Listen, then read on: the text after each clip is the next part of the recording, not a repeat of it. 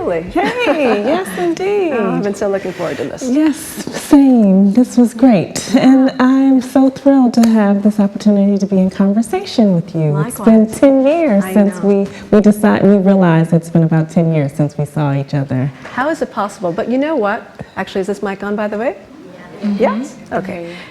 It actually speaks to the ways in which people like us who do work that looks at the intersection of citizenship, race, and image making are tasked with going around the country right now, so much so that we don't even see each other the way that we need to. It's true. So, I mean, it does speak to the importance of this work and the timeliness of this. So I wanted to sort of just start by asking you, really sort of very eloquently explain sort of the genesis and the sort of impetus behind creating Vision and Justice. But now, how does that sort of play itself out in the classroom? And, you know, as I was saying to you before, I'm like, you know, Sarah, you went to Harvard for undergrad, and now you're teaching at Harvard. And how did that sort of, these sort of different chapters impact either the work that and the choice to do a project like Vision and Justice, or how you take that to your justice work on campus? Yes, thank you.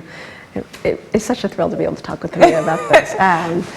So, great question. Harvard and teaching there inspired the Vision and Justice issue. Yes, it was a response to a request to edit, but I said yes because I had already been envisioning that Vision and Justice would be my first course at Harvard. I was a student at Harvard. I majored in, or as they say, my concentration, little nomenclature issue there, at Harvard was art history, but I never had a course like this there. And I wanted to teach what I was not given as information when I was there at the time. The course, Vision and Justice, predates the issue. I decided to create it. I had the syllabus ready and effectively transferred much of the thinking into the issue itself. Okay. But I do want to make sure I convey the kind of surprise of teaching here. When I walked in that first day to teach this course, I had no idea that the room would look like the world. The students that had gathered to take the class showed no dominant racial majority. There were equal parts black, white, Asian. So this is very different than your experience when... Oh, well, I mean, Harvard's very inclusive. That's true. The student body is very inclusive. But I don't think I'd been in a classroom. You know, this is a couple hundred students that replicated that. And it showed me as the course, and I can say more about the course, it's now one of the required courses at Harvard. It's a core curriculum class. It happened after 1 year. That's amazing. Yeah, it's so fun. Well done. I'm sort of pausing as I speak about it, I have to be honest, because I'm on sabbatical right now. So I'm like, yeah, let me just go back to it. Yeah, so it's a core curriculum class now. It's also a civic class. I teach it at public libraries around the country. Brooklyn Public Library was first, Jackson, Mississippi, and others. But the course really transformed my thinking about how crucial this topic is for African American life, yes, but for really all kind of rights-based modes of engagement. So, I mean, which really in my brain sort of made me think about the very aspirational tone in which Kennedy's speech is sort of really evoking, and this is kind of the manifestation of what he is really sort of calling as this sort of call to action, if you will. Yes, I get chills as you say that. Yes, it is. That's exactly right. Aside from the fact that I must say, I don't know, your presentation really made me miss 44. I know. 44, Obama. Yes. I mean, it was just, this was a moment where I just thought, my God, looking at, you know, even the way in which the presidency was photographed, that the office was documented in a way that kind of showcased everyday moments, you know, and humanized and made leadership feel like something that's attainable, which I think what we were both talking about is the way in which these images help us to reframe and reconfigure what is possible. And that was the second impetus behind the issue in Aperture's mind. They wanted to mark the ending of the Obama presidency. And it was designed to do that. It performed work beyond that as well in the end, but that was part of the rationale. And so I commissioned, with Michael Famighetti, of course, Maurice Berger to reflect upon the role of the photograph in the Obama presidency. So the Obama bookends the issue ultimately, and Frederick Douglass constitutes the other. So you're exactly right. It's teaching vision, just as though at the moment of this shift between these two presidents, created a different level of urgency in my mind about this work. I had students who refused to go to other classes in November 2016 because they were so kind of distraught, but they came to my class because they wanted something out of it. They wanted a way forward out of it. They wanted a sense of hope and possibility that the image offers. So it tasked me with considering the work, the constant futurity of this idea. You know, and that's what you hear, as you stated in the President Kennedy's speech, a sense that we still have work to do, and that we know and we need to honor the role of the artist in doing that.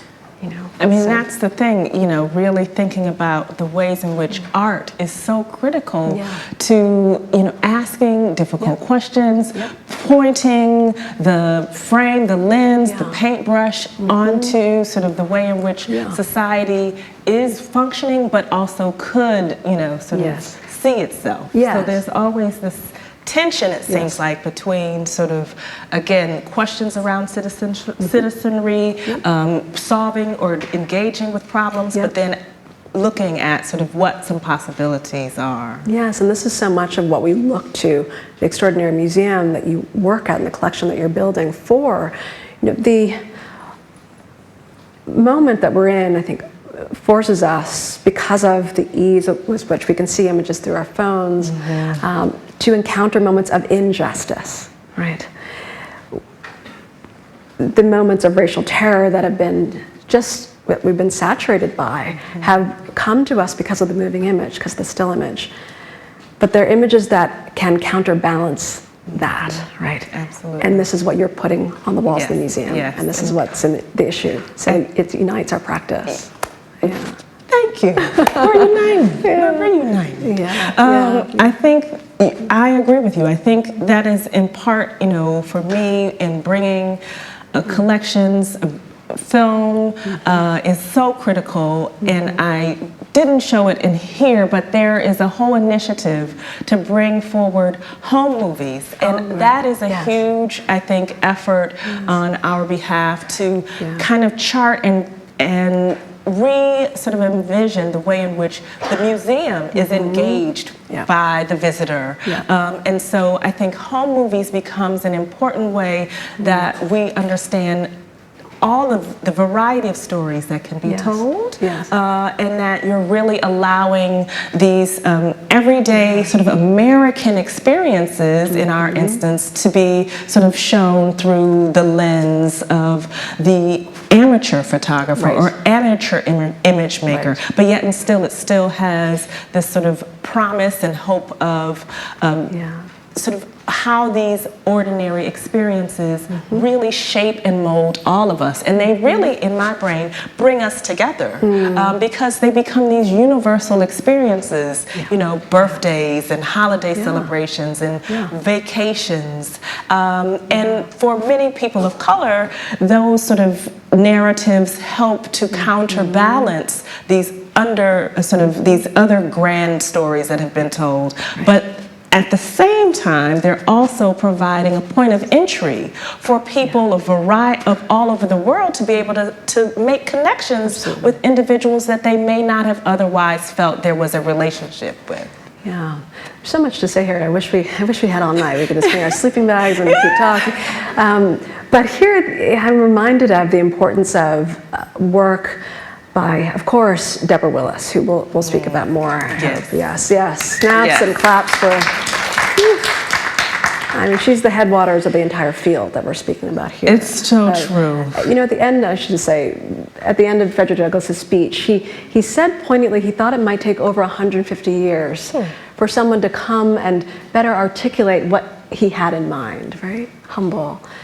And I'd like to think it is a scholar like Deborah Willis, who without question, mind. You know, and who looked at and said, "Wait a minute." Yeah, and she looked at these images that were in the home, right, as much as she did works that were in the public realm to create this field. There's also the work of Bell Hooks, who's looked at the walls as a site of resistance in African American homes in the absence of, say, a Smithsonian, you know, to create these counter narratives. That essay, In Our Glory, is one that I assigned to the students. So it's as if the ideas that we've been reading about, that have understood, has created the field, is now kind of manifested in the museum that you're working with. Well, it's amazing. Well, so, you know, I think. Thank you. Well, I didn't build it, but No, you know, no, the I know. collection you're Yes, building. I think one of the sort of metaphors that the museum has is sort of creating this. Well, even architecturally, there's sort of this porch-like. You know, so you're coming when you walk in. You know, you're. This is the porch. It's a welcome home, right? You know, and so these ideas around the images on the wall, the things that you know, even to think about Spike Lee, it's like there are no images on the wall. Where are the images when it's from school days? This idea of making sure that you see yourself reflected in these spaces that have historically been a place where you did not feel welcome, and so that porch. When we all come to, you know, our family's home and we sit there on the porch, it's a place of respite. It's a place where you can feel like you can, people are there, understand you, they know you. And that's really kind of, I think, the way in which, for me, it's important to identify and bring that sort of sense of familiarity and aspiration and hope and desire and strength to the collection. We started with a collection of 0. So let's talk about the collection a bit. When we met, I was curating at MoMA in New York, and the collection practice there is very different from the Smithsonian Museum of African American History and Culture. It's the structure there is patrons helping you acquire work, galleries showcasing work that you then acquire. It is structured. Talk to us about this Smithsonian Museum model. How are images coming into the museum, and how does community enter into that? Thank you for sort of bringing that to the fore. It's some of what you've described, yes. You know, the traditional model, but there's also this sense that, a belief that these museum quality objects are in the homes of our family and friends, and that was that kind of concept really has sort of blown the minds of many of my and our colleagues, right? Because, you know, I have a piece in the collection that is literally about, you know, what is that, 2 by 3 photo album, very unique image or photo album of tintypes, smallest tintypes, and they're in pristine condition of all of these African black soldiers from the Civil War. It is incredible, and it was in someone's home, in their home, in the laundry room. They had been, and they actually came to us with the lithographs that they had commissioned someone to take of these, and it was essentially their grandfather was the captain, this white captain of these soldiers, and it was not a point of pride for him to be the captain. It was always a sort of moment of, you know, disdain. However, he got sick while they were out on the battlefields. It was the soldiers who used plants and herbs and brought him back to life. He had that, he had a photograph session made so he could document all of the soldiers, and he kept that small photo album next to his lapel in his chest throughout his time as a captain, and kept it in the family. This is the sort of thing that brings, I think, the American story, that is a story that bridges all types of people together and makes those connections. And it was through, literally, that was not a gallery, that was not a patron, but a query from, you know, that someone reached out to me and said, is this something that you would be interested in? So I think you put it this way in an interview with Jim Estrin in the New York Times. We love Jim Estrin. He's doing incredible work, and we've been supported by him. But you said that there's some images that are appropriate for the gallery, and there's some for the gallery of the family reunion. It's the absolutely. Yep. I was thinking about the importance of an image that came to us through the same kind of mechanism, the new image of Harriet Tubman, right? When I was speaking with Dr. Carla Hayden, our new Librarian of Congress, who's just extraordinary at the Annenberg Space for Photography, where we both spoke. And can you tell us a bit about how that image came to the public realm? That was one of those things where, again, we knew or learned that it was going to be up for auction, and there was a small sort of. The Auburn home in New York was like, we can't afford this. Would you please sort of consider this? And at the time, we were trying to figure out, work with the director, trying to cobble together resources, and Library of Congress reached out and said, we need to go in together on this. And we are both these institutions that receive federal funding. We want to make sure that this woman, who was literally a freedom fighter, has the chance to sort of be seen by the world, not in private hands. So, it was a wonderful opportunity to come together to create a sort of sense of showing how governments can work together and share resources. And it was a wonderful chance for us to literally have a 50-50 sort of shared opportunity to bring this beautiful photograph that had previously not been seen or even known it was in existence of a young Harriet Tubman. And for me, that then just sort of opens up our eyes about the narratives around her. Sure, exactly. This image also was part of a family album as well. Yes, I should say. And so it came just through similar means, and it does give us a new sense of and it lets us imagine the energy that we know she must have had. Because when you see this image, if you haven't already, I encourage you to. It's at the museum. Yes, it's at the museum. It is quite stunning, and it literalizes the idea we've been speaking about tonight about the inaugurative power of images to create new narratives, right, and understanding life. And it's also, like you said, within this album, the Howland album, so you're talking about, you get the story of so many women and so many anti-slavery abolitionists who are in this, and young women of color, teachers, and so you have a whole sort of breadth. And that's the thing when you're looking at these family photos, that you understand, like you get into a whole generation of other sort of dynamic, like your grandfather, and then sort of the trajectory. Those are the things that are on the walls in people's homes, and that are living and breathing history that help to fuel all of us, I would say. And your grandmother as well. I was stunned that we both used images of our family. Great minds, Sarah, great minds. We need to write about this. But the title of the 1970 film, or is it created in 1969? She filmed it in 1969, and then actually came out. Which happens. Yes, that happens. But the title, I Am Somebody, ultimately is really the epigraph for what we're speaking about here today. How do you inaugurate your sense of subjectivity, right, in this country? To transform oneself from being an object, an African American life, to a subject. Photographs were crucial, and the moving image is crucial as well. And this is so much of what animates our work. I wonder about upcoming projects. Is there anything that if you had all the funding required that you want to talk about with 300 of your new closest friends that you'd like to do, what might it be, or what could we collaborate on? Yes, what magic can you and I make, Sarah? That's what I think is most important. I think that we're continuing to do this incredible work. There's so much taking place in terms of this moment that we're in right now, and I think that for me, I don't have an exact answer, I should say.